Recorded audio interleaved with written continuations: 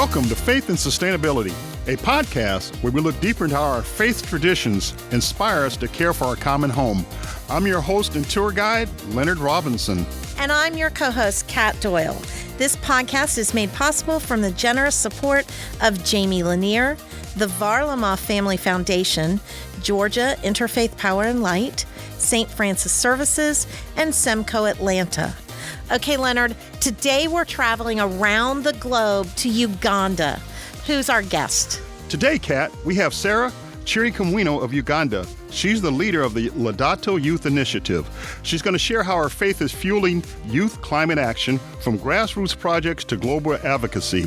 She's a vibrant voice of ecological hope.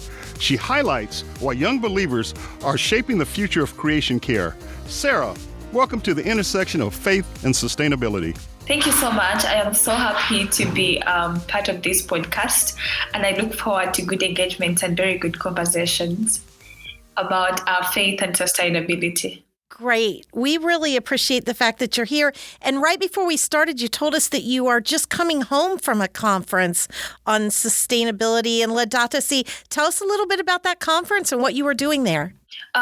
This is a Laudato Si Africa conference. However, we have people coming from different parts of the world, and we have 4 continents being represented here. So, I mean, this is a very, very good thing. So here we're looking at 10 years after Laudato Si. Where is Africa? So basically this conference, I cannot say it's for only young people, but it's an intergenerational conference because we are sharing a lot about integral ecology, the role of youth in integral ecology, the role of women in integral ecology, the role of the church in shaping an integral ecological future. Yeah. I love that. And you just said women in the role. I understand that you just recently were nominated for the prestigious Earth Girl Award. Can you tell us something about that? Oh, yes. Thank you so much. This conference, actually, there are a lot of things that we're discussing in this conference, and one of them is gender. But we all know that climate change or the climate crisis really mostly affects the women and the children. When I look at the discussions that have been centered around women, the role of women in climate change, I mean, I got to realize that women actually have a big role to play in families and then in raising children, especially when we have this climate crisis. Going on the other side, the Girl Earth Award that I won in Uganda, this award comes with a lot of action efforts. One, there is nomination of different young women below the age of 24 who are nominated by different people who actually see what you're doing in the climate space. And then after that, there is an inspection of actually the work you're doing, whether it's farming, whether it's recycling, whether it's creativity and innovation. And thereafter, a panel of judges is actually able to sit and see who actually qualifies for this award. For me, winning this award is a dedication to the young people and the works of the young people. And being a president of Laudato Si clubs in Uganda and the clubs that exist in schools, universities, parishes, and communities, I mean, this is their work. And also, it is my work. And I am glad to always lead these clubs. Well, you said under 24. So how does this going, you being a teenager?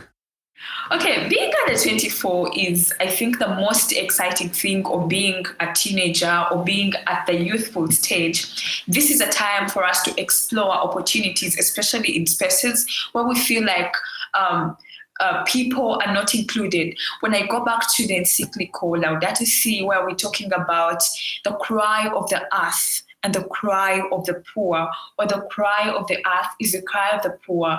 I mean, as a teenager, my role is to bridge a gap between the current generation and the next generation with our mentors, with our elders, with our parents. I have been mentored. I have been groomed in this space. And therefore, my role is to also mentor other young people through these Laudato Si clubs, to also take on the role and also inform them that the climate crisis, or us promoting climate action or ecological conversion, is not a choice, and it is a priority for everyone, because all of us are potential victims. There are things I am not going to get tired of talking about, like all of us are potential victims. So for me, as a youth, I feel like every youth should actually be united for climate action. In Laudato Youth Initiative, we say that we are united for climate action, and that is our motto. So I believe that young people coming together, like Pope Francis stated it in the encyclical Laudato Si, that we need concerted efforts to fight this climate crisis. Tell us a little bit about your personal faith journey and how it intersected with environmental advocacy that you're doing. Okay, so my personal faith journey, when I go back to growing up as a young girl, coming from a Catholic family, and then from coming from a Catholic family, besides my parents having professional jobs that they do like teaching. My dad is a teacher, I should say. I must say that agriculture is the backbone of Uganda. Agriculture being the backbone of Uganda, I have also grown up seeing my parents do a lot of farming, do a lot of tree planting. So for me, I feel like I was born in this community where we're doing farming, where we're doing tree planting. Besides that, I have been to schools. My primary school actually was a school of nuns. So one thing I like about schools where nuns or sisters are is there's that kind of grooming that you're going to get. I saw food come from school gardens and not food being bought. Food was not bought, actually. So I would see trucks coming from school gardens. We went to visit these school gardens, the matoke, the beans. First year we eat posho, or what they call ugali, in schools. So all this was coming from school gardens. Besides that, we were groomed in a way that we give an opportunity to express ourselves. So as children, we would have model gardens. These would plant mushrooms. I must tell you that today, I don't think I would ever just sit idle, because I know how to make tea leaves. I know how to make soap. I know how to and all these are coming from natural plants. So I mean, I have been groomed, home, school. I have gone through the grooming of Holy Cross schools. Here, I happen to be the Laudato Si Club's president. This is a school that is prioritizing agriculture. They have land. They have school orchards. They have farms where milk is gotten for students to drink milk. So, I mean, I have grown all through this process. And taking you back to faith and ecology, I mean, as I say, the climate crisis is not anyone's choice, but it is everyone's priority. For me, I feel like schools, either Catholic, because I must admit the fact that we do not only have clubs in Catholic schools, but we also have them in Anglican schools. In September, we have an interfaith conference on climate change, on environment. So this interfaith conference is going to be the second edition. It brings people of different faith together, and this is what Pope Francis calls us to do. So for me, my faith and ecology, I must say that has been groomed by Laudato Youth Initiative. First, I must say that Laudato Youth Initiative itself is built on a foundation of prayer, with the encyclical Laudato Si being a constitution. And besides that, the Pope says that, Pope Francis says that the encyclical Laudato Si is dedicated to all people of goodwill, and that means it's not only for Catholics. So for me, I must say that this encyclical is for us all, and we should all respect it. And also, looking at Laudate Deum, which was actually advocating for a speedy action to the climate crisis, also written by Pope Francis. I mean, for me, connecting faith and ecology, the grooming from home, and then connecting with people of other faith. Thank you. Well, tell us about the Laudato Youth Initiative, some of the projects that you're doing. Thank you so much. One, I must say that Laudato Youth Initiative is actually built on a foundation of prayer again, and saying that Laudato Youth Initiative's mode of operation is through forming Laudato Si clubs. These clubs are grounded in faith, ecology, and unity, and as our motto states, that we are united for climate action. One, we work with students in schools, universities, parishes, and communities. There is a lot of work that we do, looking at the current generation and the scope at which young people are using social media. I must say that we are using social media to create awareness. We are teaching young people that we are supposed to use social media to actually create a brand for yourself, to actually advocate for ecological conversion. So young people today are using a lot of social media. You're going to find them on different social media platforms, but we encourage them to use social media to actually create ecological awareness. We also usually have Laudato Si masses within our clubs. Last weekend, we had the Laudato Si festival. This Laudato Si festival, first, we had a march. This march is to create awareness. Besides the march, we had a Laudato Si green mass. A green mass following suit to that of the Pope, which was on 9th of July. I mean, for us, this is a very, very big achievement. This mass is entirely green. It's entirely a green mass. Besides that, when we look at what is done, we have a whole lineup of what a Laudato Si mass should look like for us. And I mean, the church commissioning, the promulgation of Laudato Si masses is a very, very big thing for us. The offertory time is entirely gifts of nature is what we take for offertory. We do songs that actually praise God, as we say, Laudato Si is praise be to you, O Lord. So, I mean, besides the festival, we also have projects that young people are doing, especially like when I look at Uganda, we have a curriculum that is actually action-based. Besides that, this curriculum actually promotes more of action than it encourages students to actually do research. So it pushes them to recycle, make greenhouses out of plastics, to make water pumps out of plastics. Yeah, just a lot of things that young people are doing. So I'm hearing you, and you're super inspiring. Also, I feel like, well, I have two questions for you, and let me ask both of them, and then I'll let you jump in. But the one is, I want to know how you even got started in this. Like, was there some big thing that happened? You've talked about how your family was always doing this, but now you're president of a pretty big organization of young people, and I'd like to know how that happened. But I'm really interested when you're talking about all this and everything that you're doing. Do all young people in Uganda live these green lives, or is this something very specialized? Because here in the United States, I feel like you're so much further ahead of our youth in terms of being organized, informed, and advocating. So is this pretty widespread? And how did you specifically get to become president? Okay, first I will start with how I specifically got to become president. Getting to become Laudato Youth Initiative started in the year 2021. That was COVID time. So COVID time, realizing that many young people were out there and there was a lot of trauma around that time.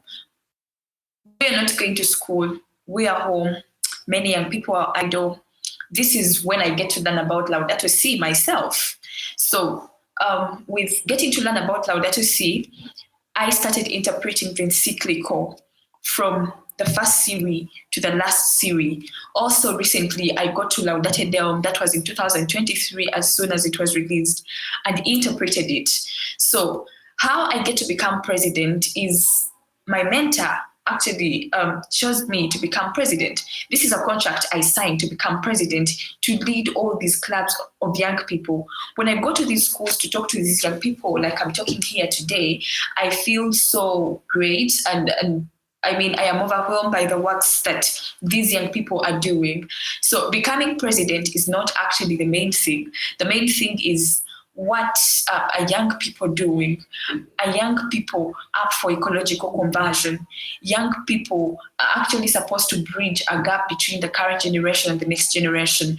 And if they do not, they are bound to suffer the effects of climate change in the future.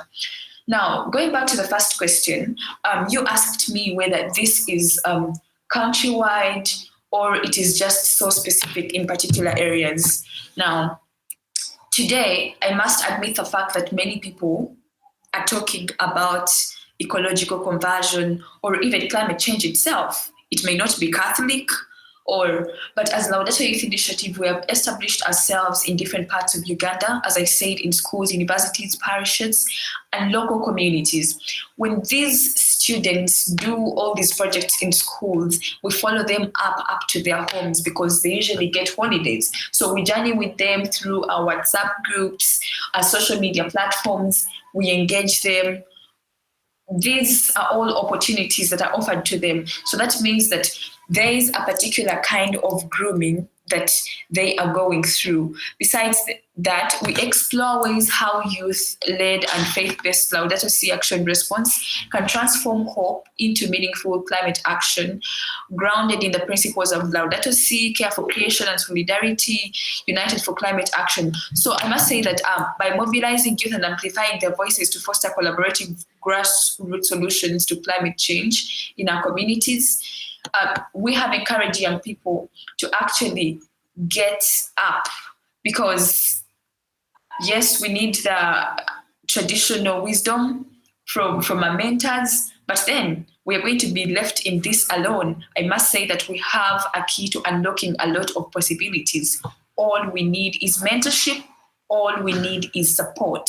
So these different clubs in the different parts of Uganda. We're in Eastern Uganda, Central Uganda, and then Northern Uganda. So Western Uganda, and not only in schools, parishes, dioceses, local communities. It's just a coverage of everyone, big or young. Much as we say with Laudato Youth Initiative, we work with so many people, regardless of who they are. Because today, if the floods came to sweep me, they're not going to sort. Humanity may forgive, but nature will never forgive. Good point. Excellent point. Excellent point.